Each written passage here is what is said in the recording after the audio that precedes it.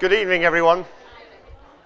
It's my privilege on behalf of Barclays Capital and, in fact, Barclays Group to welcome you here to 1CP, 1 Churchill Place. This is our worldwide headquarters, and we're delighted to see this room filled up. This is our largest location that we can accommodate people, and I think we're still sold out. So congratulations to Women in Technology for organising this event, and sorry we couldn't accommodate more. It's my privilege to welcome Professor Susan Greenfield, who's with us here tonight, and also everyone from other organisations. It's a real privilege to see so many new faces here, as well as a few old faces from my former organisation, UBS, that I met earlier on. Barclays Capital is a strong supporter of diversity, and we have a number of corporate networks, which I'm not going to go through right now, but needless to say, I'm a firm believer that we have to have diversity networks embedded in the line organisation. And in IT, we have our own diversity group that meets on a regional basis. We have a group here in the UK, and out of that, I think, is created the interest and membership of women in technology. I thought I just would like to explain a little bit about what I do. I'm the global CIO for Barclays Capital. I'm also the European COO for Barclays Capital. So it's a particular area and interest topic for me as I sit on the European and global diversity committees. I also happen to be a co-sponsor of the Parents and Family Network group, which we've recently founded this year. I guess Maggie will forgive me for doing a little bit of a plug, since this is a Barclays Capital hosted event. I very much hope that many of you will join us for drinks afterwards on the 30th floor. We'll explain a bit more about the logistics. For anyone who can't join us, please note that we have a very attractive series of opportunities here at Barclays Capital, and please be where IT matters. That's our slogan. I'm going to let Maggie in a minute do a formal introduction of our guest speaker, but I thought I should start by actually apologising, and this is an apology from 25 years ago, because Professor Greenfield actually has a number of hats, and I'll let Maggie explain exactly what those are, but one of them is as Director of the Royal Institution. And for any of you who've had the pleasure of either going to the children's lectures there, which I've been to on numerous occasions, not recently obviously, many years ago, in fact, but I also had the privilege of my father was a member of the Royal Institution, and I used to go very occasionally to the Friday night discourses. And for those of you who've ever been to one of these, the key event here is the speaker is supposed to come in on the stroke of 9 and finish on the stroke of 10. And 1983 or thereabouts, there I was with my brand new digital watch. And my digital watch, I thought, as the speaker came in, I just set the timer going, and sure enough, after about 5 seconds, the alarm went off, and I couldn't stop it. And it was one of those digital watches you needed a screwdriver to undo, and of course, unfortunately, I didn't have one. Well, my mother was there with me as well, luckily, so she gave me her shawl to try and muffle this, but it was still audible to everyone in the auditorium. And my top advice to you is, if you're ever in the theatre or on the Royal Institution and your watch starts going off, make sure you keep looking behind you, because it will distract attention from you. So apologies to the Royal Institution, 25 years late. And without further ado, I'd like to hand over to Maggie Berry, who is the Director of Women in Technology, to do the formal introduction. Thank you very much.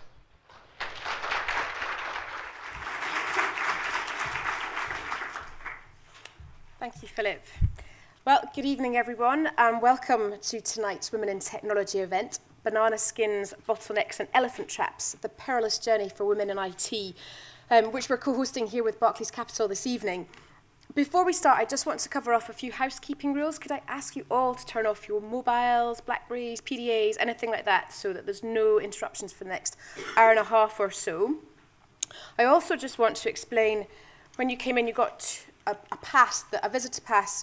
You need to keep this with you and wear it at all times, but as you leave the building, you need to hand it back in. I think there's, I've been told there's like a drop area to let you out of the building, so please do wear it, and please do keep your name badges on so that we all know who everybody is. And then the third housekeeping thing is, if you've handed in your coats, they will be here on this floor, but as Philip said, the networking and the drink session is actually going to be up on level 30, which has got some fantastic views across the city. So please do stick around for that. But if you are going up to the drinks, your coats will be taken upstairs for you, so you don't need to worry about them. The events team will the events team will look after all that for you. So mobiles, the badges, and the coats. Right, I've covered off all the housekeeping. For those of you who haven't been to a Women in Technology event before, and I think that might be a few of you this evening, my name's Maggie Berry. I run Women in Technology. And by way of a brief introduction, we're an online job board and a networking group for women who work in the technology profession in the UK. Over the past 3 years, we've seen our membership grow to over 3,000, which is fantastic. And our online job board enables companies such as Barclays Capital to enable job seekers to apply directly to their open positions. This is the first networking event we've held with Barclays Capital, so I'm quite excited about that. This is a slightly different event for us. We've got one keynote speaker, but I'm sure it's absolutely going to be a super evening, so I've been really looking forward to it, and I hope you all have too. Our keynote speaker is Baroness Susan Greenfield. She is Professor of Synaptic, I think that's the right way of describing it, Synaptic Pharmacology at Lincoln College, Oxford, and Director of the Royal Institution. Her research is focused on brain physiology, and although there is no difference physiologically between the male and the female brain, tonight Susan is going to be providing an entertaining view on her reasons as why fewer women pursue careers in the technology and sciences. And then after the talk, there's going to be an opportunity for a Q&A session where you can pose questions to Susan directly. So we're aiming to finish the formal part of the evening by about 8:20, maybe just a little bit after that. And then, as Philip said, there's going to be drinks and canapes upstairs. And I would absolutely encourage you to stay around for that, because there's a super range of people here tonight to network with. And there will be people from Barclays Capital to have a chat with if you want to find out any more about working here. So before we move on to the formal part of the evening, I just want to take a few more moments just to update you with some things that are happening at Women in Technology. This is the 4th networking event we've done this year so far. Some of you may have attended either Political Savvy for Women IT or Successful Career Working for Women in Technology, or maybe the event that we held with Microsoft just a few weeks ago, Working Smarter, Not Harder. And then after tonight, our next event is on the 21st of May, which we're hosting with Accenture, and that's going to be How to Get Ahead, Successful Career Strategies for Women in Technology. And then our last event before the summer break is with HSBC on the 19th of June. So full details about those events will all be sent out nearer the time. We've got 2 more training sessions coming up, and there are full details about them in the goodie bags that will be available in the drink session. The first one is Beyond Conflict, What's Your Conflict Colour, Red, Blue or Green? And that's on the 9th of May, and it's looking at how to resolve personal conflict by understanding your own personal conflict style and that of others. And then on Wednesday, the 14th of May, we're running another of our evening training courses. These have proved really popular, and this next one is called You Are Your Own Best Business Card, which deals with a range of topics, including primarily about your image and how other people perceive you. It's not about how you dress, but about the full image that you portray, and about your personal impact, your credibility, your gravitas, that kind of thing. It really is a fantastic snapshot course, an evening course, and I would say it's well worth £50. So if you're interested in booking a place on either of those courses, please drop me an email or get in touch. And then there are just 2 charity events that I want to make you aware of. If you've been to some of the previous events, you've maybe heard me mention them before. CAMFED, which is the Campaign for Female Education in Africa, have 10 places at this year's London British 10K run, which is taking place on the 6th of July. We had 14 women in technology runners last year, and they raised about £4,000, and it would be super if we could get some more runners this year and raise an even bigger total. So if you fancy getting fit or fitter or just running through the streets of London, let me know and I'll connect you with people at CAMFED to sign you up for a place. It's only 10k. I'm sure you can all do it. It's fine. There's a form in the goodie bag. Keep an eye out for it. And then secondly, Breast Cancer Care, which is another charity that we support, would really love you to take part in their ribbon walks this year. There are 3 taking place, and the first one's on the Sunday, the 31st of May at Blenheim Palace. This time it's a 10-mile or a 20-mile walk, so not a run, but I've been told that they're designed to be challenging but achievable. So if you fancy doing something like that, again, there'll be a leaflet in your goodie bags, or if you want to find out more, I can absolutely connect you with Breast Cancer Care. So Finally, I just want to say some thank yous. Thank you to you all very much for coming along tonight. I really hope you enjoy the evening. Thank you very much to Barclays Capital for hosting this evening. Particular thanks go to James Bedford and Sue Horsford, who have been key in helping pull this together at the Barclays Capital end, so thank you very much to you both. And a final thank you goes to Baroness Susan Greenfield for being our keynote speaker for tonight. So I hope you all have a really good time. If you've got any questions at all at any point during the evening, either about the venue, the coats, the badges, anything like that, you can talk to any of the Barclays Capital events team. If you want to ask anything about women in technology, talk to me, that's fine. So without much further ado, I'd like to ask you to join me in welcoming Baroness Susan Greenfield to the stage, and she's going to be presenting Banana Skins, Bottlenecks and Elephant Traps, the Perilous Journey for Women in IT. Susan.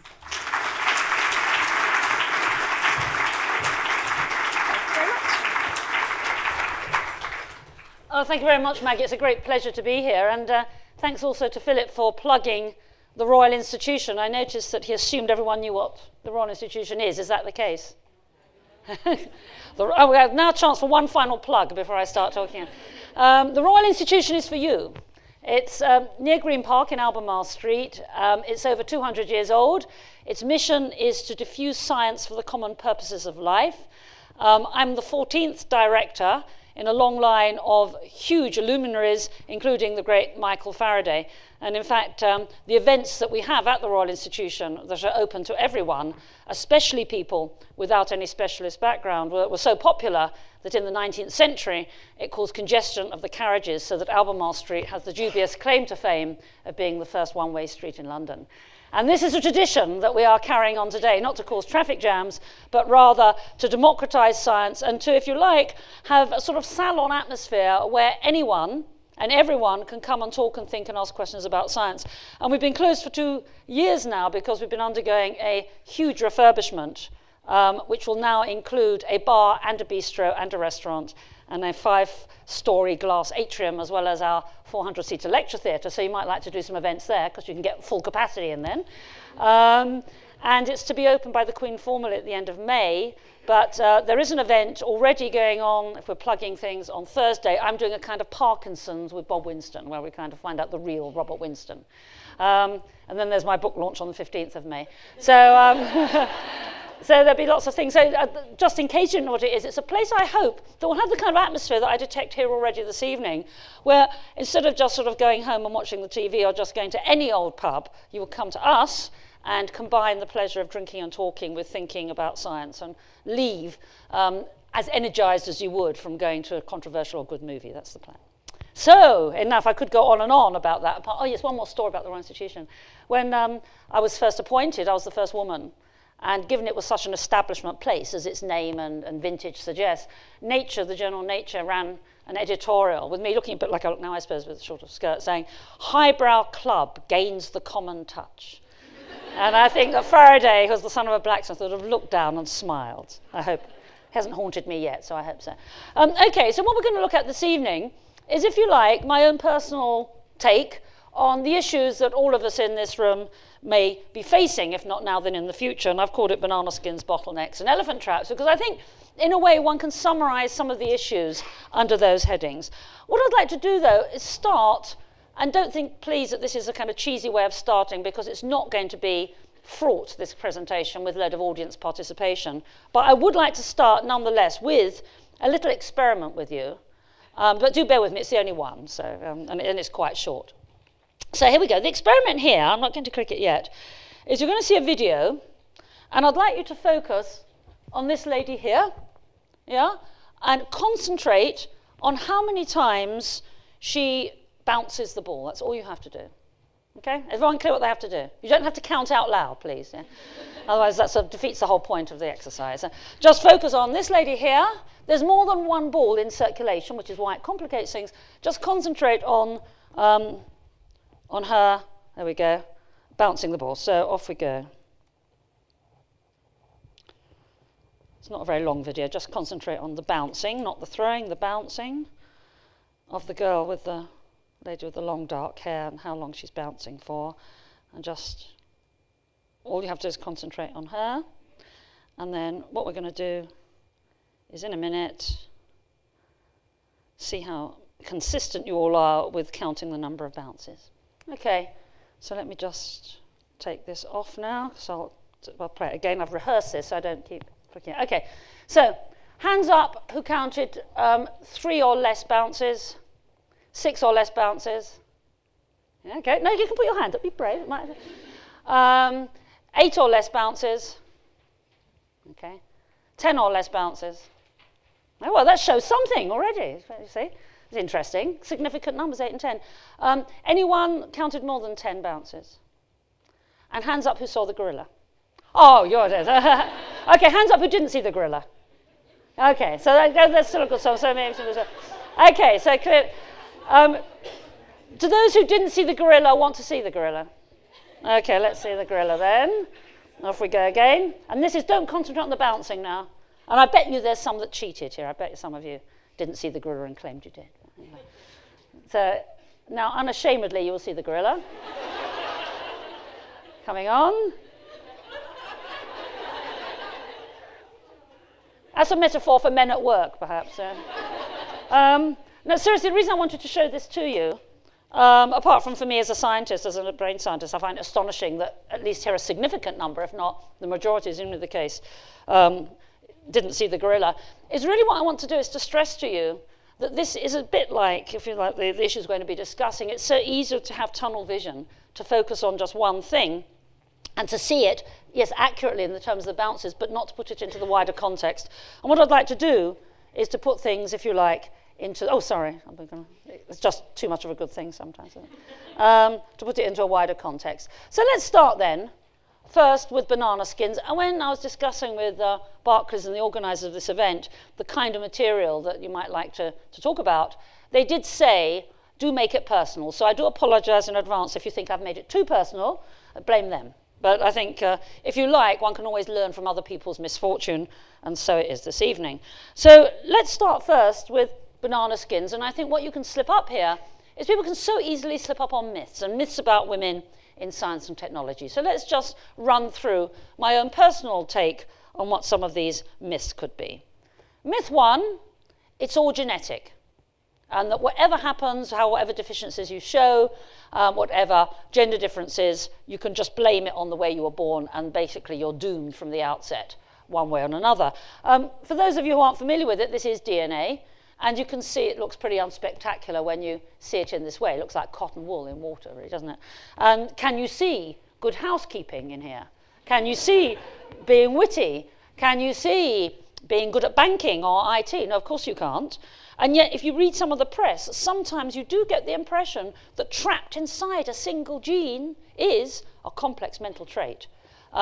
So when you think about what it means to be female with all the foibles and caprices and strengths and weaknesses that are ascribed to our gender, it's hard to think of how all that could follow just from a single sex gene, and is there other things that are somehow related? So let's have a look at what it means to be female. Are we born this way? Were these little girls dying to look like this, or was it the environment? Well, I think already, I don't think many British children would necessarily want to look like this. Perhaps if there's mothers here, you might disabuse that and say, yes, there are. But let's think about genetic differences. Now, you heard about the difference between the physiology of male and female brains.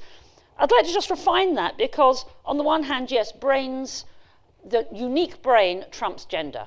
As an individual trumps, and if that's anything I want to say as my credo this evening, it's the individual trumps everything, whatever you are. But nonetheless, we can see some differences, and this is interesting brain scans. So for those of you who are not familiar with the brain, this is the front, here we are. This is the front, here we are, that's the front, and that's the back. And in this task, there were brain scans of women, oh, yeah, that's right, who are navigating a maze. And you can see something very interesting. More of our brains lights up than theirs, which perhaps doesn't come as no surprise. And that's been shown for other things. But perhaps more importantly, the areas that are activated actually are related to different ways in which you navigate a maze. So the men were looking at the geometric location, whereas the women were actually remembering the landmarks. So there's a different strategy. Although it's been later shown, of course, both sexes can use both strategies. There is a domination in terms of the way we might approach a problem for that. But the question arises is whether that is actually genetic or not. could you have trapped inside a gene, looking at landmarks or approaching something with its geometric orientation? And my answer to that is no, I don't think so. Genes are necessary. It would be a no-brainer to say it wasn't. Sorry about the pun. It'd be stupid to say there wasn't. But on the other hand, there's a difference between necessity and sufficiency. And what I want to show you now is how genes are necessary, but they are not sufficient in determining who and what you are. It's a bit like a sparking plug. If a sparking plug is bad, if it goes wrong, if it's malfunctioning, your car won't go. But no one would say all a car is a sparking plug. Nor if you saw a sparking plug in isolation, could you infer how it works in the context of a car. And it certainly wouldn't tell you how a car works and what it does. So it would be necessary but not sufficient for car function. And so it is with genes. So in order to understand how genes are literally working in context, we're now going to have a 2-second, no, actually I exaggerate, a 30-second course on neuroscience. I know it's the end of a hard day, but this is the fastest course on neuroscience in the world. And after that, you'll be expert. So we'll do 30 seconds on how the brain works. And if there are any neuroscientists in the audience, are there any neuroscientists? Perhaps who did their first degree in brain sciences? Oh, that's a relief.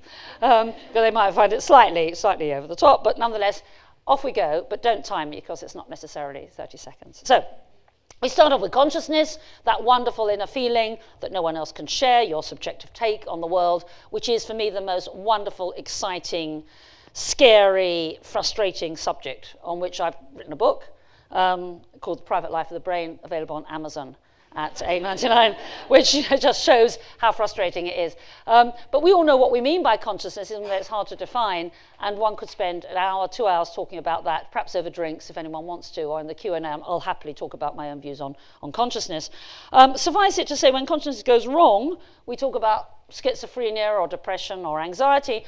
And those of you who know people who have these problems, or perhaps you yourselves have had them at some stage, will know that it's a syndrome of impairments. It's not just one thing that goes wrong. It's a whole constellation of problems in what we might call functions. And we know functions such as memory or language, or indeed vision.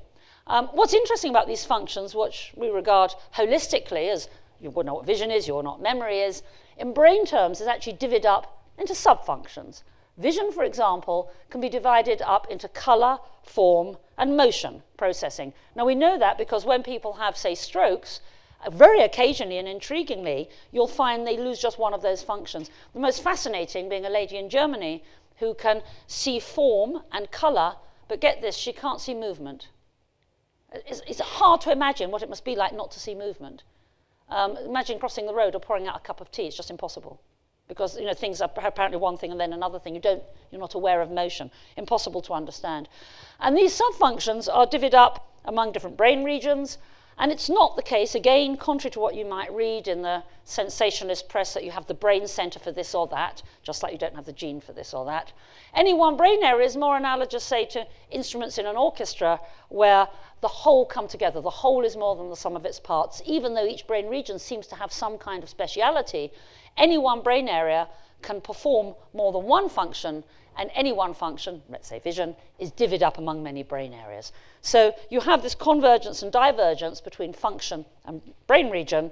And if you pull the brain regions apart, you get what I call assemblies, large-scale networks of brain cells, also called neurons, which can be boiled down to isolated circuits, the working unit of which, Maggie, you did pronounce it correctly, is a synapse as opposed to a synapse, which sounds much more exciting, but it's a synapse, which is the small gap between one brain cell and another, which enables a communication to take place between one brain cell and another by means of a chemical messenger called a transmitter, which diffuses across this little narrow gap, this synapse. And in order for that to happen, you need a load of biochemical baggage, proteins to make the chemical, to act as a target, and also to remove this very, very powerful transmitter. And for those proteins to do their job properly, all that chicanery requires genes. And there we are. That's the end of the course. Okay? I won't test you afterwards. But the whole point is that the genes are, of course, vital. They make the proteins, which, and I won't repeat this ascending hierarchy. But you can see how really misguided it would be to jump from a gene, zim, up to there, without respecting all the things that are required to take place before you have finally your complex mental function. Just to press home this point, let's now turn to an analogy which I adore. It's an old Rube Goldberg machine, as you can perhaps see from this gent's clothing. What it is a self-opening umbrella. As its name suggests, the umbrella opens automatically when it rains. You don't need your hands, but there is a high price to pay. You have this strapped on in front of you. Yeah? Now, the analogy we're going to see, and I'm sure those of you sophisticates as you are will catch this immediately, the rain falling is like activating a gene, and the umbrella opening is like consciousness. So let's just go through now this self-opening umbrella. Rain falls on a prune, and the prune swells and pushes down a lever, which therefore ignites a lighter, so activates a lighter, which lights a candle, which consequently boils water in a kettle, as a result of which steam sends off a whistle, which scares a monkey who jumps on a swing, and the swing rocks backwards and forwards, and there's a knife attached to the swing, and it cuts through a string which is anchoring a balloon. So the balloon rises in the air. The balloon is also tethered to cage doors, which as a consequence open. Little birds previously inside the cage fly out, but they're attached to the balloon, so as they fly out, the umbrella will open. Okay, I don't think the patent office will be troubled by this invention, but you can see that there are a series of steps, rather like I tried to outline just now, with how the brain goes from isolated genes through to eventual function. You might ask, what would happen if the monkey wasn't scared? What would happen if the birds stayed in their home cage? Clearly, you wouldn't have a seamless sequence of events, and that's the point I want to make. It is indirect. The link between genes and brain function is indirect. Any gene will activate up to, or cause the synthesis of some 30 to 40,000 proteins, which each do different things, which can activate other genes. And even when those proteins are there, activating genes, even if they have other jobs, they can function in many different ways within the different brain areas, which, as I've said, also function in many different ways. So yes, there is a dim link between genes and final behavior, but not the tight one-to-one relationship that people in the press would have you believe. And to illustrate that point and how important the environment is to you, I want to now show you a very simple counterexample, it might seem. Or is it? What I want to talk about is a single gene disorder, which is very rare. That is to say, where you have one rogue gene causing absolutely, without any doubt, completely 100% probability of a dysfunction. And this is the problem. Here's a healthy brain. Well, it's not healthy anymore. The person is dead, but they were healthy. And you've got the ears either side. I'd like you to focus on this area here, either side, and compare it with this brain. And now you're qualified in neuroscience. You can see the difference, I hope, which is there's an enlargement of the ventricles, so the naturally occurring cavities in the brain. Now, this is a brain from someone who'd had Huntington's chorea, which you might have heard of, which is a severe disorder of movement presenting with its wild, involuntary flinging of the limbs in a grotesque form of dance, hence the name chorea, after the Greek for dance. This is a single gene disorder. It's the only one I know in the brain where you have, if you have the bad gene, then you'll definitely get Huntington's chorea. Now, this means that you can manipulate it and produce it in animals. You can tweak the gene in so-called transgenic mice, and you will have then a resulting poor movement, which can be quantified. And the higher the score in this particular experiment I'm about to show you, the worse the movement. Now, why am I suddenly telling you about this? The reason is because I'd like to show you that even here, nurture can trump nature. That is to say, even when you have a very strong genetic component, the environment can still play a huge role. So what we're going to look at is mice who had the bad gene and those who didn't. And of the mice that had the bad gene, they were exposed to two types of environment.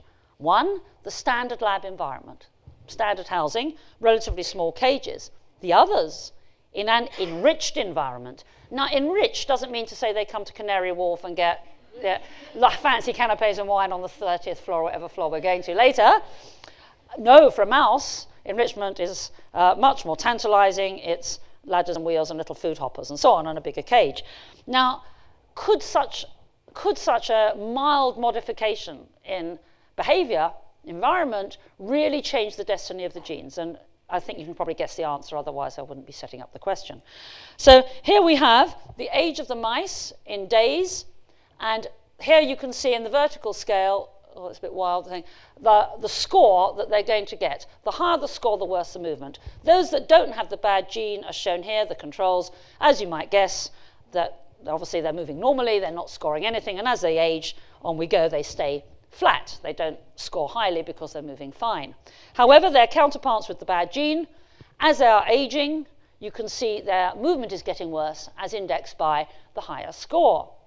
What happened to animals that were genetically identical right down to the bad gene, but had an enriched environment, only an enriched environment?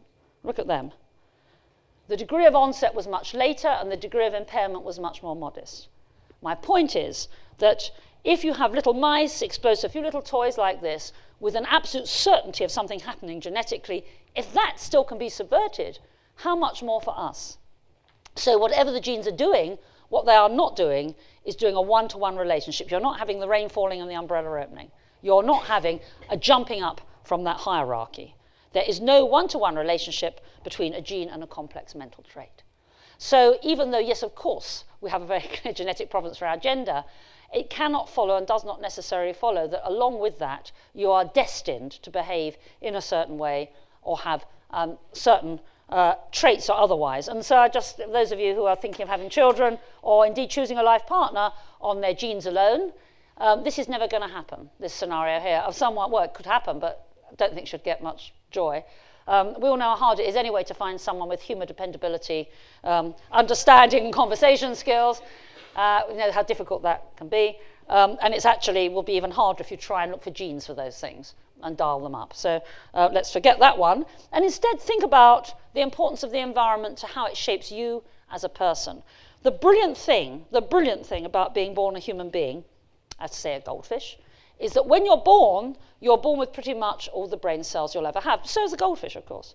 But let's think about the goldfish. They're not great individuals, are they? We're not talking about gender differences in goldfish here. The female goldfish is not really disadvantaged in different ways. And if your children or your small brothers or sisters had a pet goldfish and the goldfish sadly were to die, you could go off to the pet shop and get another goldfish, couldn't you? Let's be brutal. And the child would know no difference to this. You couldn't do that with a cat or dog, and even though they might want you to, you certainly couldn't do it with their brothers or sisters. And that is because you are shifting. As the brain gets more sophisticated, you shift from the genetic imperative, from instinct, through to learning and adaptation. So you go from instinct to learning. And the more sophisticated the brain, it's along a continuum of the genes becoming less and less dominant in their direct or otherwise interference with behavior. Because humans, par excellence, do what we do brilliantly is adapt, which is why we occupy more ecological niches than any other species on the planet. We don't run particularly fast, we don't see particularly well, we're not particularly strong. What we do better than any other species is we learn and we adapt and we respond to our environment. So let's just have a look at that. Here you can see, over the first 2 years of life, what happens in your brain. And I'm going to use this to, if you like, answer the question of what a mind is, what your individuality is. So here we have the newborn brain, the blobby bits of the brain cells, and as you can see, that the growth of the brain as you're going over the 2 years of life is not characterized by more blobby bits, but by the connections between them. So even if you are a clone, and there are many in the world, that is to say an identical twin, you will have a unique configuration of brain cell connections. You haven't got a unique liver or a unique heart or unique lungs. These could all be transplanted and changed, but what you have that could not be changed is a unique brain. No one has had a brain quite like yours for the 100,000 years humans have been on this planet. No one ever will again. That's quite a scary thought, isn't it? Quite an interesting thought.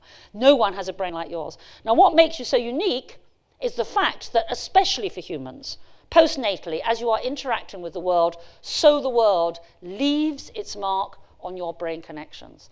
The more you do certain things, the more the relevant parts of the brain, the relevant networks of brain cells will strengthen, as with exercise. And the more they do that, that gives you a personalized take on what's happening. And to give you 2 examples of that, this is one that captured the attention of the media. This is an area called the hippocampus, an area related to memory. And you can see here brain cells stained 1 in 10, so you can see in stark relief all these branches coming out. The reason I'm mentioning this area, which is related to memory, is that it featured in a fascinating study of London taxi drivers. Everyone knows that London taxi drivers have to pass the knowledge. That's to say, they have to remember all the street names of London and indeed the one-way system, so they can negotiate and navigate for you just from memory. If you say, take me from A to B, they can do that really, really well. There's a huge burden on their working memory. And in a wonderful study by a woman scientist, Eleanor Maguire, she scanned the brains of London taxi drivers and found amazingly that the hippocampus, this area related to memory, is bigger in London taxi drivers than in people of a similar age. a fact not lost on London taxi drivers. They've all heard this story. And it's not that having a big hippocampus predisposes you to being a London taxi driver, because the difference was more marked for the longer they've been driving. So you can see you're using it or you're losing it. Another example is with, amazingly, piano playing over a 5-day period, where 3 groups of human volunteers were asked to play the piano, or to learn the piano. The control group, who just stared at a piano for 5 days, the brain was literally unimpressed by that. As you can see, the scans are identical. Yeah? However, these people actually practiced, and you can see even over 5 days, the astonishing change in brain territory, functional brain territory related to their digits. However, the most remarkable group are these ones who just imagined they were doing it. Now, think of what that opens up to you in terms of possibilities. Merely imagining something is the same as doing it, as far as your brain's concerned. So every thought, however insubstantial or airy-fairy, every thought really does have a physical basis to your brain. So are you starting to see how special your brain is, how remote genes are, how what you're doing as you interact with the world is making you the person you are, and therefore crude stereotypes that you're a woman and therefore XX and X must follow, and you can't do other things, how somewhat misleading that can be and limiting that can be. An example of how the environment does leave its mark on the brain, because you're technologists, I thought you'd like to know the advanced neuroscience course, can be seen if you go back to the rodents, this time rats, and look at the isolated versus the enriched environment again. And if you look at single brain cells, you can see something quite remarkable again. The main bit of the cell is the same, the blobby bit, but can you see these branches are sparser in the animals from the isolated environment compared to the enriched environment? Now, why is that interesting? It's interesting because if you're going to make lots of brain connections, the greater the surface area of the brain cell, the more connections, obviously, you can make, because you have a larger target surface area for the incoming connections. So we know that the more you work a brain cell, the more active it is as it's stimulated and interacting with the environment, the more that drives the growth of the branches, which in turn means that that brain cell can make more connections. So we can now, as neuroscientists, trace exactly why a stimulating environment enables the brain to prosper and to do more. So one can actually trace this in terms of aging, if you like. We can talk about developing, and indeed, sadly, in some cases, not a consequence of aging, but can happen in old age, of losing one's mind, how it can be reflected in brain cell connections. And here you can see the embryo, the fetus, and the early postnatal brain characterized by the proliferation of the branches, reaching maturity, and in the case of senescence or senility, which is a stress, again, a disease, not a natural occurrence, you can see that that's characterized by the dismantling of connections because you'll have an atrophy, a whittling back of the branches. So you're born into this booming, buzzing confusion where you evaluate the world in terms of sensations, how fast, how sweet, how cold. And gradually, a certain texture and pattern and voice will start to coalesce and correlate, and that, let's say, is your mother. And it features this strange pattern, this consistent pattern features again and again and again and again in your life, like the taxi drivers, like the piano players, strengthening personalized connections to that particular face. That particular face will mean something to you that it will not mean to someone else who has not been exposed to it. So that is how you personalize your brain into, if you like, a mind. So we can talk about losing your mind, as I've said, when sadly, as in Alzheimer's, those connections are dismantled. But most of us, for most of the time, that's not happening. We have this personalized meaning to the world as we go from pure sensations to cognition, as we go to a world characterized by strength of raw sensations through to a world that has an idiosyncratic meaning because you've got a unique circuitry, a circuitry that will never come again, has never been before, a circuitry that actually is changing every moment you're alive in this wonderful dialogue with the outside world. So here you are living your life. Some people say this is downtown Oxford. They think this is what we're still like here, with everyone having their own time and space trajectory in the world. So what is a mind? You're born with almost your 100 billion neurons. It's the growth of the connections, as we've seen, that reflects the growth of the brain after birth. For those of you who like numbers, I'm sure technologists here do, 150 trillion. They reflect experience, and therefore, this is what makes you the unique person you are. This is what trumps your gender. This is what trumps anything, is you and how you are living your life. Myth 2, girls don't like science and technology. I wonder if that's true. Well, here's the personalized bit. Here's me, and you can see my age by the clothes of the pupils here. Here's me, age 7. Note the little boys are all wearing ties. There is not one girl here in anything other than a dress. And most of the girls have bows in their hair. So those who are the same vintage as me will know the kind of life we led there. And for what it's worth, that's me there, replete with bow. The reason I'm showing you this is this is at my kindergarten, long time ago, in the middle of the last century, when dinosaurs roamed the earth. In those days, if someone had said to me, you're going to be a scientist, I didn't know what a scientist was. I didn't know what. I had a vague idea that science was about testing washing powder on the television in commercials, because you had these men in white coats, saying that one brand was better than another or something like that, or whether you could tell margarine from butter was another scientific experiment. But beyond that, I had no idea what science was. So it couldn't be unpopular because I didn't know. It wasn't open or suggested to me that was a career one could do. And later on, of course, this is the image of the scientist. This is Gary Larson's Far Side. The whole joke being about poor old Webster here, who's done too much maths, clearly. I thought this would be popular with technologists. But basically, I want to draw your attention to these kind of balding, fat, bespectacled, style-free men who are the scientists, which is more of that anon. So you can see that for schoolgirls, if they're exposed to that kind of imagery and think of scientists like that, then clearly there is going to be a problem. And I remember once at the Royal Institution running a course for schoolgirls with eminent women scientists acting as role models, or so I hoped, would come and talk to them.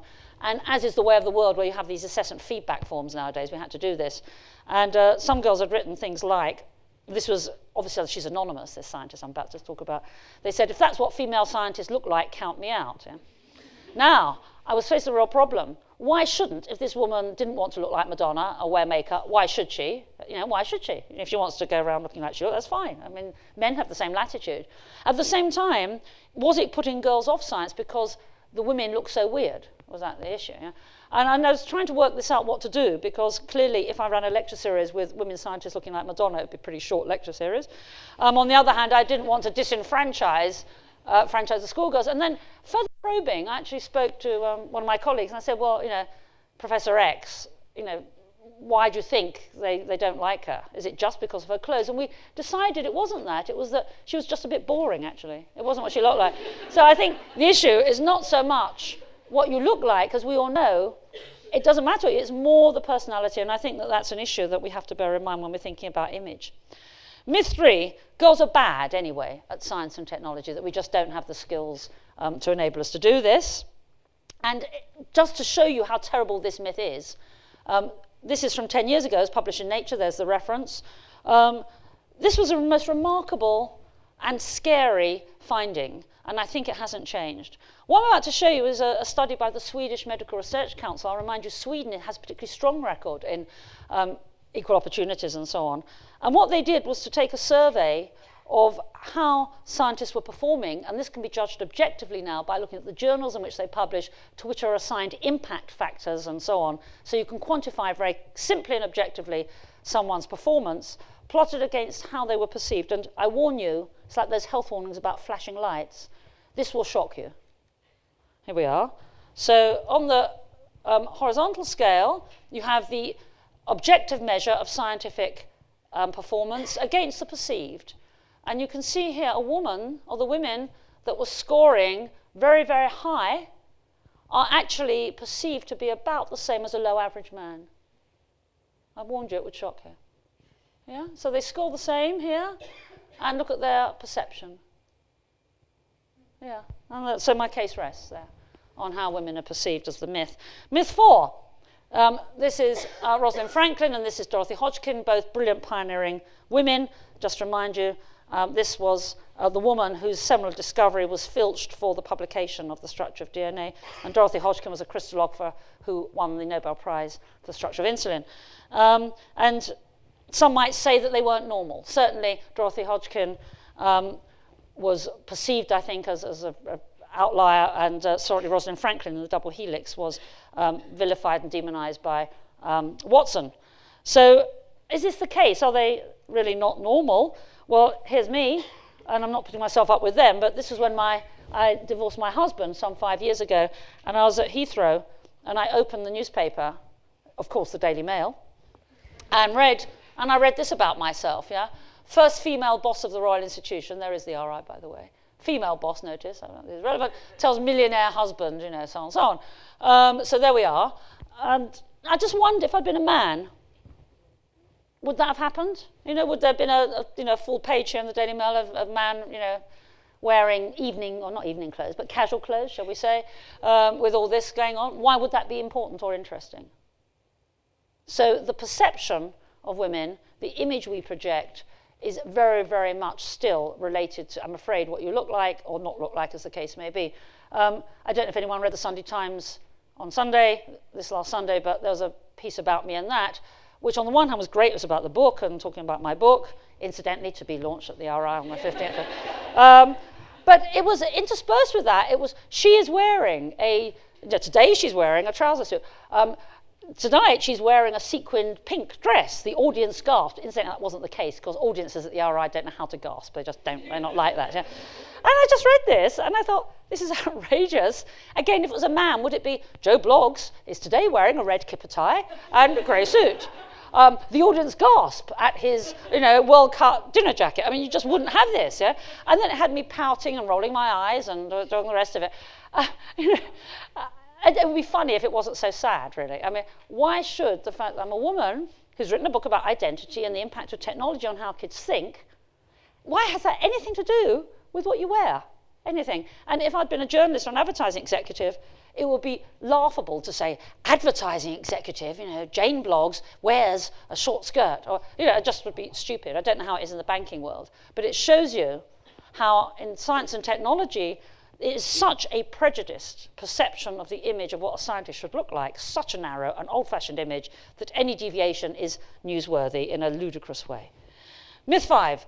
Science and technology are removed from real life. Well, let's have another little neuroscience lesson to prove that that's not the case. Let's take part of real life. What could be more part of real life than blowing your mind, letting yourself go? What could be more than what we want to do than have sensational time? That's all about life, surely. Here, the scientists can have a view. Here we are. This is us on the 30th floor in about half an hour's time. We hope if Barclays provide us with adequate booze. Now, this world, why I mention this is a world stripped of all cognitive content. Now, techno, whatever the latest is, it's where the people, let's hope for their sakes, are not self-conscious. They've let themselves go. They've put themselves in a booming, buzzing confusion. A world, they're not thinking about their mortgage, I don't think. There's a world right trapped in the moment. A world where they feel perhaps at one with everyone else, where there's lots of textures and smells and colours and beats of music. But there's not a cognitive content, I don't think, to this particular world. Yeah? Now, you see with this, remember, I said earlier that we start off in such a world, but grow so that we progress from sensory to cognitive. And it fascinates me that if we define the mind as indeed the personalization of the brain and the transition into a cognitive world, how the very phrase, blow your mind, lose your mind, out of your mind, let yourself go, are precisely what we're doing. And what we're doing, the way we do it, is you can put yourself in an environment that is just purely sensory or strongly sensory, so you're not accessing all the personalized meanings, and or you can take drugs that modify the connections between the brain cells so they don't work properly, so that they're disabled temporarily or quasi-permanently, in my view. So one's looking, therefore, at connections, again, as the basis for having a sensational time. And I find it really fascinating that wine, women and song, drugs and sex and rock and roll, indeed downhill skiing, a fine wine, pleasant food, dancing, all of them have in common an emphasis on sensation and an abrogation of the sense of self. It fascinates me we pay money to do this, to be like this, but at the same time don't want to do that all the time. Well, most of us don't want to do it all the time. But, we want a sense of self and fulfillment. That's for another story. But suffice it to say, we can now understand how drugs work and how this world might come about. This is a close-up of the synapse, of the gap between the brain cells, and these turquoise little symbols of the transmitter released from their entrapment in little packages. They empty out, shake hands with a protein, a specialized protein called a receptor, and this molecular handshake causes a blip in the receiving cell. So if you want to be a reductionist, that's all you are, a chain of chemical, electrical events. And the way drugs work, and this is now a new course in pharmacology, all right, you're doing a lot tonight, so this is how drugs work. This is the fast course in pharmacology. They work, can you see that all right? Yeah? So the way speed works is to increase the chemical messenger. Cocaine slows down its removal. These are different messengers, but we're not getting too detailed. Yeah? Ecstasy works by emptying the stores. Tranquilizers block the action on the target, the molecular handshake. Heroin acts as an imposter to a transmitter. And addiction is where, if we pursue the handshake analogy, you know, if you squeeze someone's hand for a long time, it will become numb.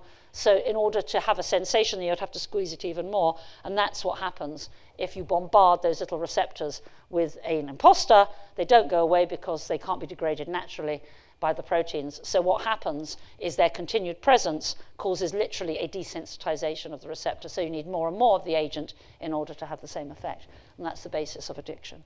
So that's the end of the pharmacology course. So how can we explode? So the whole point of that little bit was just to show you how science can be related immediately to real life. And for those people, and there are many who think the brain is too hard to teach at school, I would love to just give that little talk there about how drugs work to school kids, because I think they would easily understand it, and it might be relevant to their lives, as well as bringing science by stealth into their lives. Okay, so this is me showing off I know famous people. So here we are. This is Cherie coming a few years ago to the Royal Institution. And as you'll see, people like to pose people with molecules. It's very interesting. That's obviously the kind of icon of science. Yeah? And here's Cherie looking as though she's really understanding what's going on. And the little boy in the middle looks really kind of nervy and a bit bored, actually.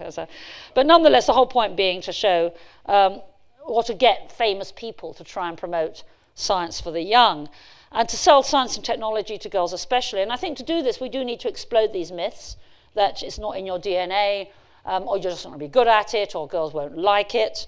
I think we do need role models, and to do that, we do have to combat this ludicrous way women scientists are treated by the press, and how we are commented on as though we're weather girls and men are not. I think you need relevance to everyday life, rather like I've shown with trying to understand how drugs work. I think that's important. I think also important for girls is career potential. I've noticed when I interview or have interviewed women for medicine at Oxford, that what happens is you say something like, why do you want to do medicine? And they say, and this is a real female answer that I've noticed, they say, I like science, but I want to work with people. I want to work with people. And it's almost as if they've been told that in order for it to be acceptable for them, they have to have this girly article of faith of working with people. I then challenge that and say, why? People are awful to work with. It's much better if you can just get on and do it. You don't have to put up with their sulks and tantrums and all the rest of it. You know?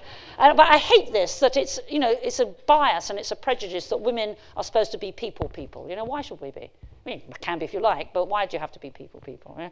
So for those who still want to be people, I think the career potential of science should go beyond the lab, because it's often perceived that it's a rather isolated, nerdy thing to do where you don't get to meet good-looking, hunky men and so on, because that's the type that you meet, the bald, fat ones, and therefore they want to go out into the real world and become, I don't know, whatever, advertising executives and so on.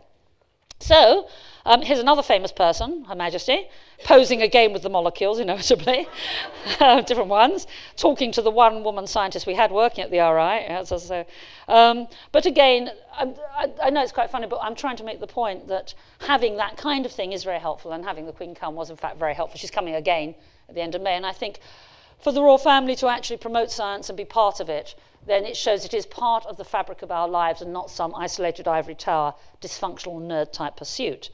The career potential, of course, as well as research in universities, you can have industry, start your own company, teach, work in the media, and heavens, they need it. Politics, and heavens, they need it. Law, and an opinion former or policymaker or leader. And I think that message has to be got across, and it wasn't got across to me as I was there standing at the age of 7 with a bow in my hair and my little frilly dress on. The next are bottlenecks. I love this picture. Who could be this daft to do this? Yeah. So bottlenecks. We need to, I'm looking at the time, gracious, make room. And how do we make room? Well, this is a report that I authored now 5 or 6 years ago, but I think you can still see the bottlenecks here, even though it was a while ago, with the biosciences and chemistry and engineering and technology in terms of women versus men. The depressing thing is for the physical sciences, you can see that as you progress through your age, that there is a huge difference, a 90-10 split. And I don't know what's more depressing, that or this, which is everything starts off fine in biomedical sciences because, of course, it's a girly thing to do because it's all about people. But then as you get to be in your mid-20s and start research, there's a huge divergence that ends up with you being the same as the physical sciences, which is pretty depressing as well. I think the problem here, and this is something that is very important, I think, for technologists, is this having babies, which occurs at about that time. And that was an issue that we flagged very much as a problem in the report, because the government do not make provision for women to return. Certainly in science, where you're on soft money or on contracts, or even if you are dependent in some way to rise up the greasy pole on your publications, if you're pregnant and at home looking after children, you can't be at the bench doing experiments, and that is an issue. This is being countered wonderfully by L'Oreal, the company L'Oreal, and I'm hoping that the organisers of this meeting, if L'Oreal reps aren't here, would hook up with them. What we're doing at the RI with L'Oreal is now giving fellowships for women in science and technology. It's a drop in the ocean. We're giving £15,000 to 4 or 5 women to buy either a microscope or childcare or a technician. It doesn't really matter what. They can spend it on what they like, as long as it helps them rise back up again and make up for the time they may have lost having had children. And here are the 4 first winners. We had an astonishing entry of over 100 women applying. Also, UNESCO, in combination with L'Oreal Worldwide, have a scheme that you might be interested in here, promoting women in science as well and giving prizes for that. So we need to make room in science and technology, and this is a bottleneck, by promoting science and engineering and technology particularly. We have to rethink the career structure nationally to accommodate having children. We need child-friendly policies, and I don't just mean that they go off for a longer time, but you have creches in laboratories, as they do in France. I worked in France for a while and was delighted that that happened. You need returner schemes of the type, but rolled out nationally, that L'Oreal are pioneering. And I think if we do that, then we can make some progress. Next, elephant traps. This is an elephant trap. I've got 5 more minutes. I'm aware suddenly I'm tight for time. Yeah? Elephant traps. And that is competing with men. Now, where do we fall down when we compete with men? Here I am competing with men. I'd just like to show this picture as it's personal. Well, it's competing. I'm smiling. I'm in the middle at least. You get to be in the middle when you're in the minority. You know, they put you in the middle, so that's rather nice.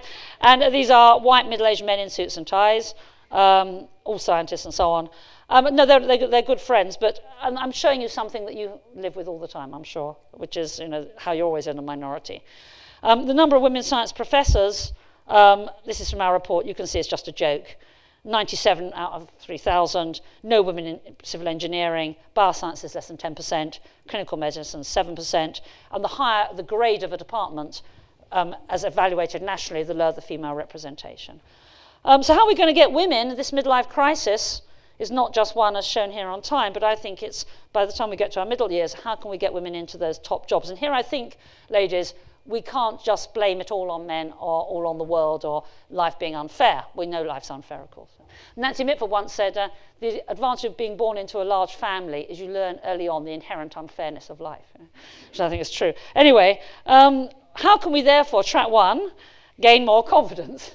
I think what's very interesting here is how we might perform at interviews, where women go in, and even though there may be the representative, the token woman, you're still in the minority, and until we have at least a third represented, I think is the American figure, then there'll always be a problem like this. But I think that we are to blame because we do not promote ourselves like men do. A man will go in promoting the 7 out of 10 desiderata that the job requires. A woman will go in apologising for the 3 that she hasn't got, I think. And I think it's exemplified brilliantly in this picture, which I got off the web, as how, as how we see ourselves compared to how they see themselves. Yeah? And no one's going to help you with this. Yeah?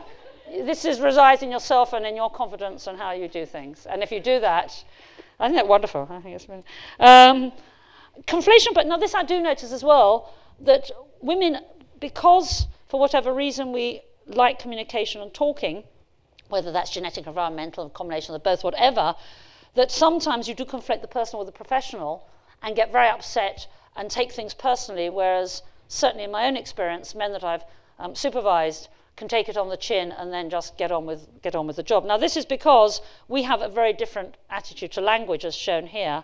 I love the way that we use eye contact and they avoid it. They fight for fun, and of course we don't do this. We're quiet in public, and they're talkative in public, and so on. We talk for solidarity, they talk for status, and on and on. We could discuss this, and the gentlemen who are here might like to speak up about this and establish some eye contact and not talk for status. But anyway, the whole problem is that this does arise for whatever reason, and I think the options can be pretty bleak, and I've mentored women who say, what do they do if they feel upset at work for whatever reason? If they get angry, they're then labelled as neurotic, of course, or unstable. Or they try and suppress it, in which case they can't sleep at night and they end up with ulcers. And it kind of corrodes them. Now, neither of these scenarios are very desirable. My own view is that what you should do is go and find a mentor. Another woman, ideally, or a man. But a mentor is someone, and I love this definition, who, actually, let me just go back because I think I've missed it. No? It's not there. Yeah, finding a mentor is whoever's right for you. And the definition of a mentor, it's coming now, is someone who believes in you more than you believe in yourself. And I think if you feel upset or worried, tantrums and outbursts just won't work. They'll get you labelled as neurotic. But suppressing it is not natural or appropriate either. What you do is you go and talk it through with someone else who's been there and who can laugh at it. And once you can laugh at something, it no longer has the power to hurt you. I always remember Charlie Chaplin laughing at Hitler as the great dictator. That was an example. Or those wartime songs that said, let's not be beastly to the Germans from Noel Coward and so on. As soon as you can laugh at something, it no longer has its effect on you. So what you need to do is sit down, have a glass of wine or coffee or whatever with your mentor and just have a good laugh and put it in perspective, because they'll have been there as well. Mentors can range in ages, and this is again from the law of UNESCO, who give prizes to younger women who are rising stars and established workers such as Mildred here. And one would like to think that women like this would seek across the generations people like Mildred. But it doesn't have to be. Ladies, these are my two mentors, and I'd like to end on a personal note. Jane Mellenby was my tutor at St Hilda's. And she it was who was responsible for me doing science, because I started off actually doing classics and then philosophy. And she said she thought it was a hoot if I'd be a scientist. The laughing, notice, the laughing. Dispatched me off to pharmacology, so she's got a lot to answer for. And John Stein, who is actually brother of Rick Stein. You can see a little bit the family likeness. But is a medic, and he's a medical tutor at Oxford, who's been there for me throughout 30 years of trials and tribulations. So I do want to emphasize that I don't want to get too feminist here and kind of PC. It doesn't have to be another woman. It's the person who believes in you that is the most important thing. So to end then, let's see that we do have a long way to go. But I think rather as shown with the movie, if we are aware of the elephant traps and the banana skins, rather like with the movie being aware of the gorilla, then we can actually start to come back. And it's not so much being in a blame culture and waiting for other people to sort it out. It's for us to see the gorilla for what it is and start to seek in ourselves with our unique individuality how we can come to terms with that. And let's hope that by the time this little girl grows up, the perception of scientists and technologists will have changed. This is Cara, who's an Australian little girl, the daughter of my friend Linda, who was a colleague when I was working in Australia. And one evening in Adelaide, where I was the so-called thinker in residence, it was a very fancy do, and Linda couldn't find a babysitter and brought Cara with her to this very fancy do, and we were all dressed up. And Linda and I were both making speeches. Linda was wearing a kind of sparkly scarf. And the next morning, Cara, who's 4 at the time, as you see her here, picked up the sparkly scarf and put it on, stood on the table and said, when I grow up, I'm going to be a girl scientist. Is it like girl model or girl? Yeah. Cara's perception of a scientist was someone who stood up in a sparkly scarf. Let's hope that Linda has started to re-educate her. And let's hope that when Cara is grown up and the age that we all are, here we are, I'm generously calling myself your age, not necessarily the case. We'll loosely say we're all the same generation. Let's hope that when Cara gets older, or your daughters get older, that the banana skins and elephant traps will be a thing of the past, and she'll be able to at least have a good laugh. Thank you very much.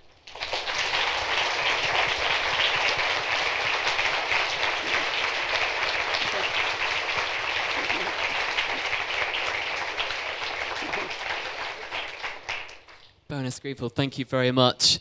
Ladies and gentlemen, we're lucky enough to have a Q&A session now with Baroness Greenfield. So just a few tips about using a microphone. This is a microphone.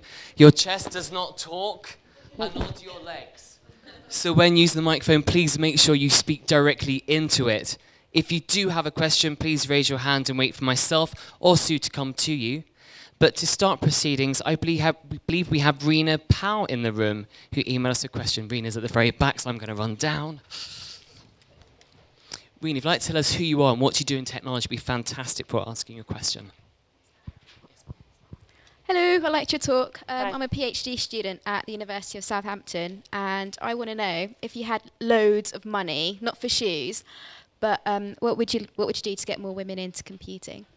Sorry, if I had loads of money, what would I ask the women? What would you do to get women into computing, like initiatives? Okay, I think the important issue is to get around this issue of the returners. And I think that this is something that is a biological mandate at the moment, that women in their mid-20s to, say, early 30s are at the time when they are most going to want or have the problem of making the following decision. Do they take time off to have a child, or do they postpone beyond their biological optimum, or do they opt for a secondary role in science and technology? So I would put money into, if I had lots of money, creches actually in the laboratories and the places, because certainly when I was in France, when I visited the private sector, this worked really well, and you could just pop in and see your child for half an hour in between incubations and experiments, and it was all part of the warp and waft of your life. Yeah? I think the L'Oreal scheme is very good, where the money can be used as you choose to do it for your particular lifestyle. Do you want a technician that you can delegate to? Do you want a fancy bit of equipment that will save time? Or do you want a childminder that will help you because of the expense of childminding? And I think that is the single biggest issue, as far as I can tell, for doing that. Thank you, Rena. I believe we also have Lillian Berry-Bonwa in the room. Behind you. Behind me. You're all behind me today. Lillian, if you'd like to tell us who you are and what you do, please. Hi, I'm Lillian Berry-Bonwa. I'm a job seeker. How can we encourage more women to enter the science and technology fields when it's evident that women are struggling to find jobs in these fields? To find jobs, yeah. Well, I think it all starts at school, and it starts with confidence, and it starts with this notion that you can do things. And it's like with anything in life, but I think science is a particular example, an acute example of how I think women, for whatever reason, are often lacking in confidence. And I've noticed at meetings, women very rarely will be the ones to ask the questions. They will very rarely be the ones that follow through, not in an aggressive way, because we don't want to be like men in terms of aggression, but you do have to fight your corner. You have to believe in what you do, and you have to stand up for yourself. And we need to think of ways in which we can help girls and women do that without necessarily losing their identity as women and girls. And so I think that is the issue, that to convince people that you can do whatever you want to do, if you work hard and you try your best, then you will be able to overcome perceived problems, I think, quite often.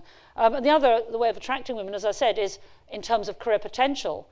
All too many people think that science is all about being some dysfunctional, lab-bound nerd, whereas really what it's about is applying your knowledge to all aspects of life. And as we progress into the 21st century, this is going to be needed so much that we can't afford to lose half of the population.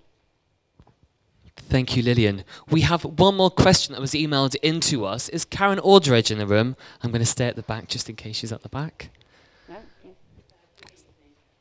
I'm, as you can probably make out from the black outfit, not trying to conform, but it's because I'm from the legal profession, where we have in fact already succeeded in getting over 50% of new entrants in that are female.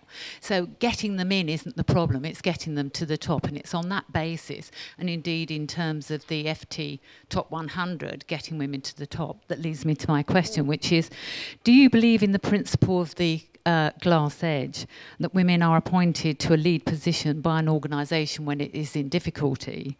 And if so, do you think that this is used for the purposes of putting someone in as the fall girl, or because the board have only just realised what desperate position they are in and they need to find a new solution? Yeah, I think I'd say yes to all of that, actually, because that certainly happened to me. Let me just say a little bit about the Royal Institution, because I think that's an example, and obviously I can only talk from my own experience. But certainly the Royal Institution, which had been founded in 1799 and had this spectacular transformational impact on 19th century society, winning along the way 14 Nobel Prizes and 10 of the chemical elements were discovered at the RI. By the time it got to the mid to late 20th century, the place had a stellar scientific pedigree, but on the other hand was falling into disrepair because we're an independent organisation and get no money from government whatsoever. That incidentally has the great advantage is you can do whatever you like, but nonetheless you have no money. So it was falling into sort of genteel slumber, and I think it was precisely for that reason that I got headhunted, actually, because they felt that it was on its knees, that it was falling asleep, and that drastic action, i.e. bringing in a woman, would have been the answer. So to answer your question, yes, I was brought in, I think, on that ticket, that if it carried on like that, then of course there wouldn't be anyone other than me to blame, and that was because I was a woman. You could blame me because I was a woman doing it.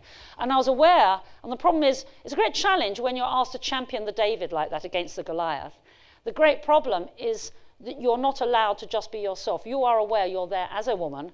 Other women are regarding you as a role model because you're the first woman, X, to do this or that. And you're also aware that a lot of people, mainly men, are waiting for you to fail and hoping you will. Yeah? I'm ready there to chop you off at the knees as soon as you do anything. Yeah? So, for example, a while ago, this is about 5 years ago now, I did an interview with the Times, and it was a kind of very soft, easy interview about contents of handbag or something like this, which I'm very happy to do because I'm a woman and I think, to show science have many aspects, you can do this. And they said, very deceptively at the end, as journalists have the habit of doing, they said just off the go, oh, by the way, what part of your body would you most like to change? Yeah? And I answered truthfully, and I said, oh, my bum, I'd like a bum like Kylie Minogue. So. And the next test was front page of the Times, Baroness wants bum like Kylie. So. and the reason I'm telling you this story is the amount of male colleagues who complained and tried to criticize me. I had the president of a very distinguished society saying, I think that was a very unwise remark you made. Yeah?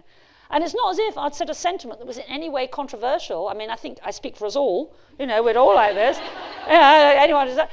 And because I said the word bum, which is hardly the most outrageous word to use compared to someone like Gordon Ramsay, So I wasn't quite sure why this was bad, but people use this as an excuse to try and belittle me and sort of chop me off at the knees. So that's an answer.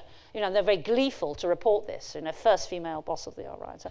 So yeah, I think there is this issue that you can't escape it when you're brought in a challenging job, and it was challenging, but at the same time great fun, and you might have the same thing. And you want to do this, you want to take on the David rather than the Goliath, that you must be aware that it's not a level playing field quite often, that people are waiting gleefully, like the knitters at the foot of the guillotine in the French Revolution, watching their heads, waiting for you to screw up, which makes it more rewarding when you don't, of course. Yeah. But on the other hand, yeah, it is a challenge, but we've always had complex and difficult lives, and I don't think that's going to change any day soon. And what we must do is just get on with it and do our best and do as well as we can.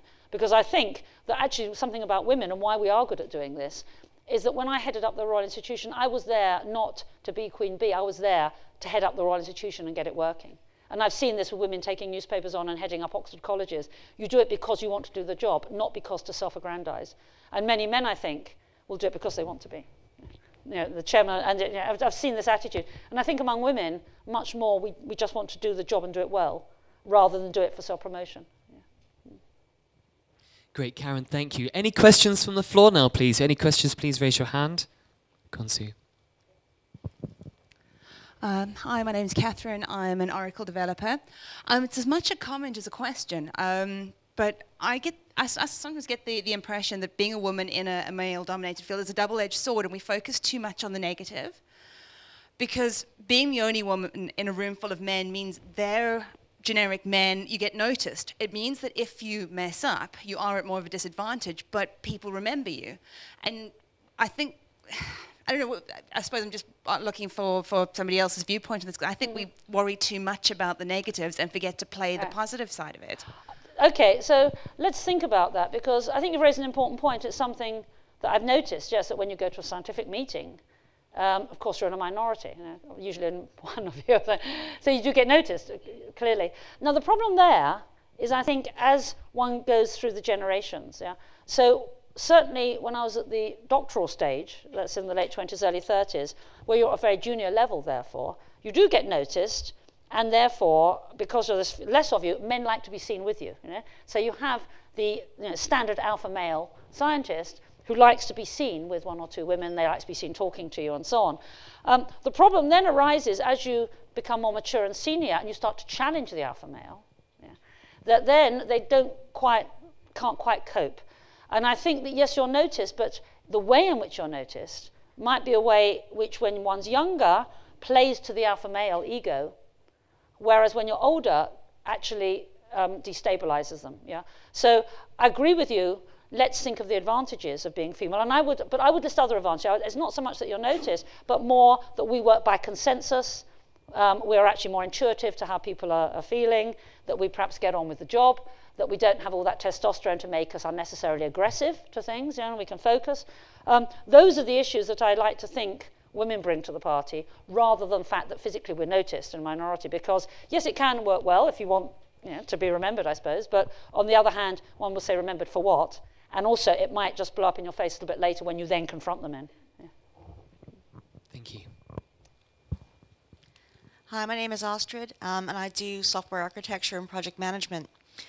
What I'm curious about is when you get into a perhaps hostile environment where you are the only woman, what are your techniques for building trust, building collaboration, breaking down those barriers, and building a team? Yeah, I think that's a really complex question, and I can only start to gesture at some of the answers, some of which may or may not be appropriate. One can only talk about one's own personal style. I think the first thing is to try and get past the first impression they have of you, that you're you rather than a person. So what I like to do is, because perhaps I'm a frivolous person anyway, is just try and have a laugh with them, Because once you laugh with someone, you are more relaxed with them, and they can see you.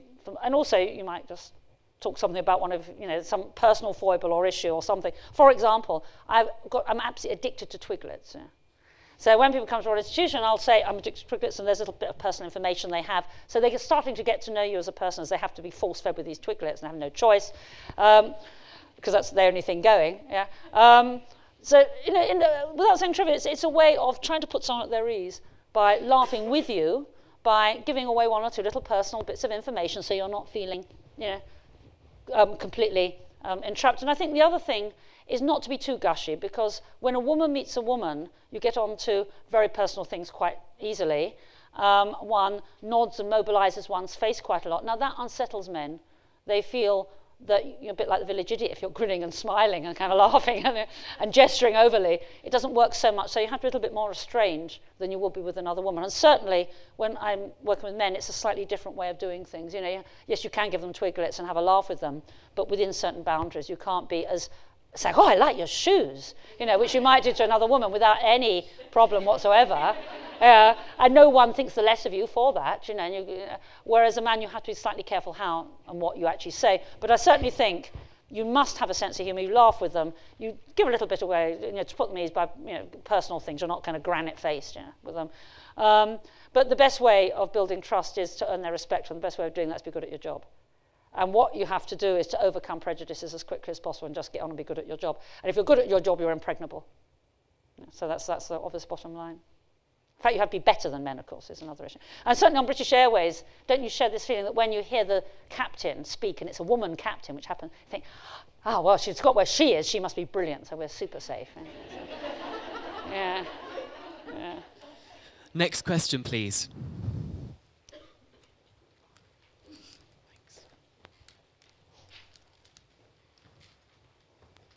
So my name is Yvonne Deville. That's right. Yvonne Deville. I'm working in Barclays Bank as a PMO. My question is kind of a little bit different. So far, you've been sort of concentrating on the conscious mind. I've got a personal interest in the unconscious mind. I currently study vibrational healing, the Vibration College, and also College of Psychic Studies. And I'm just about to write my dissertation about the vibrational healing and the power of mind. So my question is, have you actually considered the unconscious mind? How does that influence our behavior?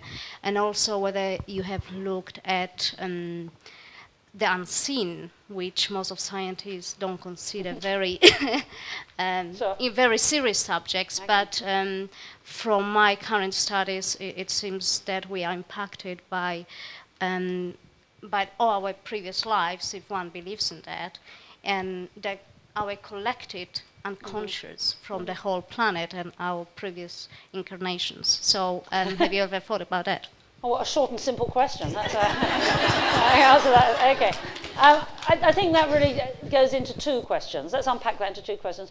One is the issue of conventional or traditional science, of which I stand before you as a practitioner, and the attitude to the kinds of non-scientific or less accepted scientific issues that you raise. And the second issue is about the mind itself.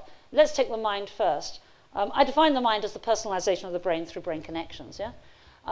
My own view of consciousness, if you read Private Life of the Brain, you'll see, is that consciousness grows as brains grow, and it's a bit like a dimmer switch.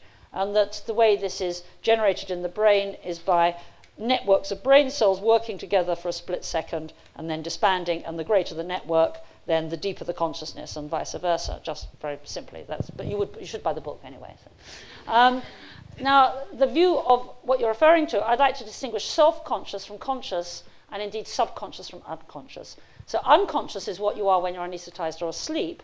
I think what you're referring to is subconscious, and I would regard that as networks of cells too small to generate substantive consciousness, but nonetheless participating in the wider network that then will determine your degree of consciousness. So I have no problem with the subconscious, as Freud didn't either, and as many of us looking at behaviors and how the brain relates to behaviors, we're not surprised that there's these covert connections that will color or influence your view of the world because of your previous experiences, even though you can't identify what they are. That's what many analysts do. They help you see what those connections were. That's, I think, quite straightforward in terms of brain connections. The issue you raise as to the whole host of things you're describing, what I'm not going to do is fall into the elephant trap, dare I say it, of being the kind of scientist such as Richard Dawkins, or indeed my ex-husband Peter Atkins, and that's not why we divorced, of immediately dismissing people such as yourself as wrong. That is as bigoted. It's like sort of being a Taliban of the science world. You know, it's as bigoted and as narrow as the very fundamentalists that they accuse. Yeah? If you're a real scientist, and this is my attitude, you have an open mind. You question things. You look for evidence. And you don't dismiss things out of hand, out of sheer prejudice. That's not to say the alternative is to rush in and believe everything that you hear unconditionally, and I certainly don't do that. But one hears a whole range of different issues and phenomena, that some of them are predicated on what must be a new type of physics, if that's the case, but let's not ignore that. What I'm not going to be is a narrow-minded scientist, and I think what you have to do is keep an open mind and question things and look for evidence, if that's what science is. But to understand new concepts and ideas is something that I have a great thrill in doing and enjoy doing. But I'd like to stress that's not to say one should unconditionally embrace anything that comes along just because it sounds exciting or convincing.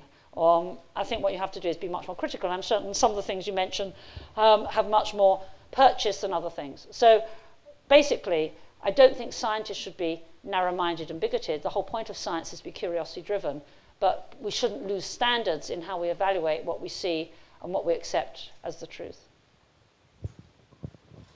Next question. Hi, yes. My name is Suzanne Doyle-Morris, and I do executive coaching with women in science, engineering, technology fields. I did read the piece in the Sunday Times and was really interested in it. I wondered if you could possibly expand slightly on the theory of kind of the nobody generation, which was, and hopefully a good plug for the book. But also, if you could then elaborate a little bit, if you see any gender differences, or you can postulate that there might be gender differences within this nobody generation. I'm assuming that not every single person in the room read the Sunday Times article. Okay. So what this lady is referring to is actually the subject of the book, which is available in 2 weeks' time, called ID. That's what I'm calling this nobody generation. It's as though when we're looking for identity, there's been various options open to us at the moment. Normally, in the Western civilization, I talk about the someone generation, where you define yourself by your status relative to someone else, literally how you stand next to someone else. And this can be defined by possessions or by behaviors, and most often is aspirational. That is to say, you want to be better than someone else, as manifest by the quality of the brand name you're producing.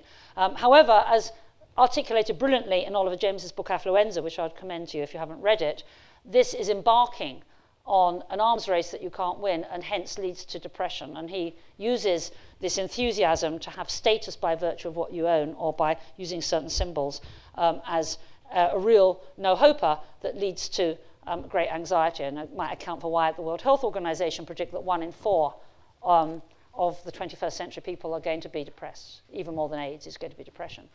So that's the somebody scenario.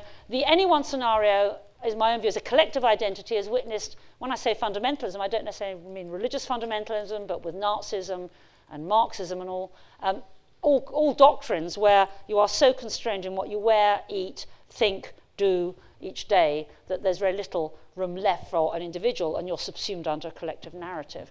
The nobody scenario that you've just heard alluded to is, I think, a 21st century phenomenon that builds on this idea of abrogating your sense of self, which we do occasionally, but would be much more mandated by a world lived in 2 dimensions by a screen, where you are responding very quickly to saying yuck and wow and yuck and wow to lots of multimedia images that flash up. And I suggest that if you do this from a very young age, that you will not have the conceptual framework, the cognitive framework I was referring to of seeing a meaning in things, because when you read books, you go beginning, middle, end, then you evaluate one thing in terms of another, you get a framework going. And what I think is that if you're exposed to a literal world of icons and images and booms and bangs, you will be kept in the world of the infant much more, and you'll have a short attention span, and you won't be able to see meaning or abstract sensations. You won't be able to think in terms of metaphor, and therefore you may be trapped much more in a world of raw sensation. That's putting it all very crudely. I could talk about it more over drinks, but obviously it's a complex issue to put across. And then the final scenario, the book does have a happy ending. Because of these 3 scenarios, no one, someone, and anyone, all of which are a bit gloomy, I think to promote creativity is the answer. And I go into how one might create environments that actually enable people to be as creative as possible, therefore as fulfilled and as individual. It's better to be fulfilled rather than owning a certain pair of shoes, much as I love shoes. Owning, but to be making something creative and having an insight is the most exciting thing. In answer to your question whether boys are more vulnerable, I think they may be if they like playing competitive, fast games. If it is the case that little girls like establishing relationships for whatever reason, it may be that they would be less drawn to the social life, such as it is, of Facebook or Second Life compared to boys. And it may be that if boys have more testosterone and they like immediate sensations and aggression, then that might be more tempting for them to sit at the screen. But sadly, I think that little girls are just as susceptible. It's an interesting question. I don't have any evidence whatsoever, but it will be the sort of thing that people should explore, as indeed they should explore this idea that the screen technologies are having a profound effect on the brains and the minds of the young. Again, I'm not pontificating it is the case. I'm just putting out a little call in the wilderness saying, please, let's look at this before it's too late. Speaking of drinks, Baroness Greenfield, we have time for 2 more questions. I have one at the back of the room and then time for 1 more question. So maybe there's a male in the room who would like to ask a question, as we do have quite a few. A man hasn't spoken, and I do like to pick on people, so get thinking, guys, whilst Karen asks her question. Hi, Karen Petrie. I'm a Royal Society Research Fellow and lecturer at Lincoln College in Oxford. Oh, really? Right. Yes. My old college, well, my current college even. Yeah. I'd like to know, what can junior academics and junior scientists in the room do to help Cara become a scientist? That's a really good question.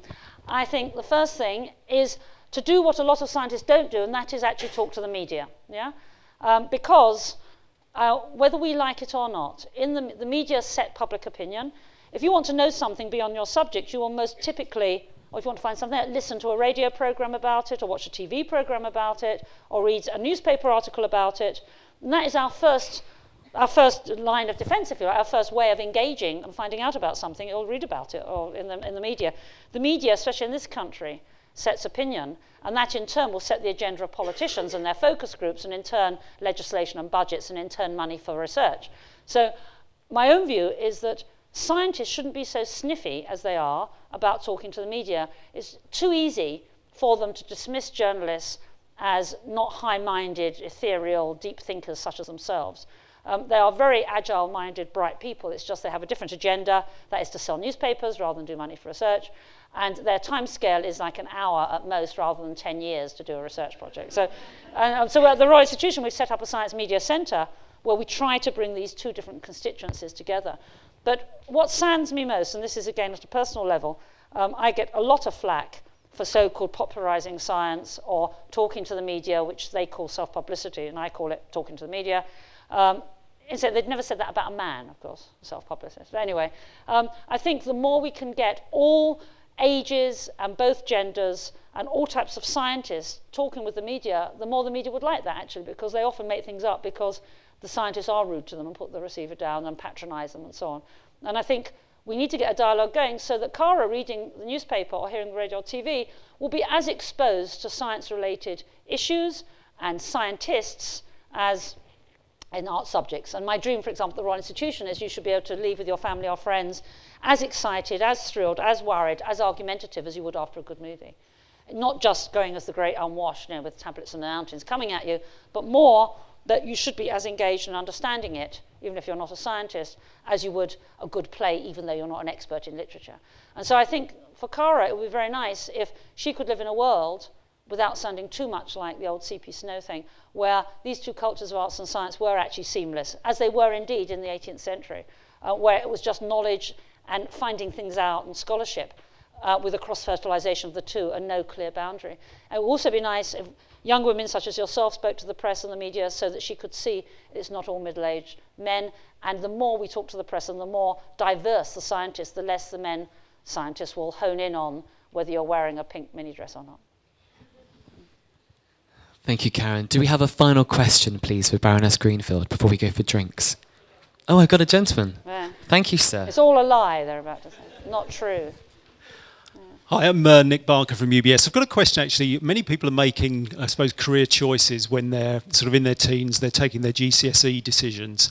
And if you look at the statistics, particularly the gender statistics for subjects like computer science, it's very heavily biased towards boys picking those sorts of subjects. Do you think there's anything that the schools or the education system can do to try and change that? Or do you think it's a broader issue that society needs to try and address? Yeah, no, I think that's interesting. I think for the physical sciences and computer sciences, compared to, say, biology, you're operating on time and space scales that are more remote than in biology. In biology, you're dealing with time and space scales to do with life, therefore that people can understand and relate to immediately. The physical sciences deals more with the very large and the very small, the very fast and the very slow, that are beyond the time and space resolutions of normal life, which means that if girls have been told or have elected to be interested in people and relationships, and we could go into that over drinks if you like, then something that is more abstract, that deals on time and space scales that are not easy to relate to, may be a problem. And my own view, the way around that is you use metaphor, or you do relate things to time and space scales people can understand. And so, for example, the synapse you talk about, well, I talk about a little boat going across a river and so on, docking. So as soon as people can relate things in a way they can understand or they're interested in, then they're engaged. And certainly when I did chemistry initially at school, which I didn't even do it at O-level, no one told me why distilling water was interesting. And we had to distill water, and I didn't even know why that was interesting, why I would want to do that anyway. Yeah. So if people don't explain why something is relevant to your life or why it's interesting, then you're not as interested in it as you would be in history or literature, where it's very obvious what is relevant, and biology. So I think what we need to do in schools is actually give things a relevance, and the other is to encourage little girls to be confident enough to want to take something apart, which of course is the whole basis of science, and especially for the physical sciences. What we're doing at the Royal Institution, I hope, is to have a young scientist lab next year up and running, where kids can come and take computers apart, for example, to try and find out how they work. But under supervision, but not just a hammer. But the whole idea, they'll spend a day just curiosity driven with no right or wrong answer, but trying to understand something by experiment and by asking questions. And I think that perhaps little girls find that harder because they are less confident, it's not relevant, or they are overpowered perhaps by little boys. I'm not sure how the dynamic might be there. But I agree with you, something has to be done, because certainly I was talking to someone from British Airways trying to get women engineers to come and talk. And I said, have you got women engineers that could come and talk? And he kind of laughed at me, the number of female engineers at BA compared to the men. And he says they try, but they're just not there. So we really do need to go on a way of thinking about how to encourage them. But I think it's a whole combination of things. As always, there's not a simple answer. You have to have a whole range, a whole portfolio, as a whole new strategy to try and encompass what is a complex problem. Wonderful. Thank you so much for your questions. I'd like to hand over to Philip Freeborn for our close this evening. As a bald, middle-aged man, that's a particularly hard act to follow. I'm going to be looking in the mirror in a new way tonight, Baroness. Perhaps in an honest way. It's my pleasure to thank Baroness Greenfield for an excellent talk, and I'd just like to ask everyone to join me in a round of applause again. Thank you.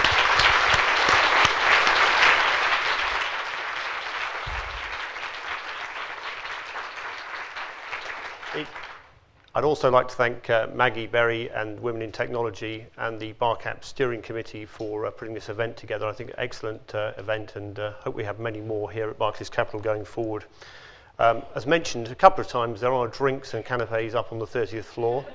I'm sure that was a main driver of many of you coming, but I hope that many of you will stay. Also up there, we're going to have a charity hosted up there. It's a charity called Anchal. It specialises in helping Asian women in the borough of Newham who have been victims of domestic violence, sometimes with their families as well, to get back into a full and normal life. So we've got a raffle ticket, a raffle we're running. You each got a raffle ticket on the back of your name badge. All of you looking down now to just check whether that's true. Please, if you would like to take part in that, we're asking for a minimum donation of £2. I think the prizes, amongst other things, will be a DS Lite with a brain game, which we thought was particularly apt tonight. But please don't feel you have to take part in that. But if you would like to, we'd like a minimum donation of £2. So without further ado, thank you all once again for coming here, and look forward to seeing you up over drinks on the 30th floor. Thank you.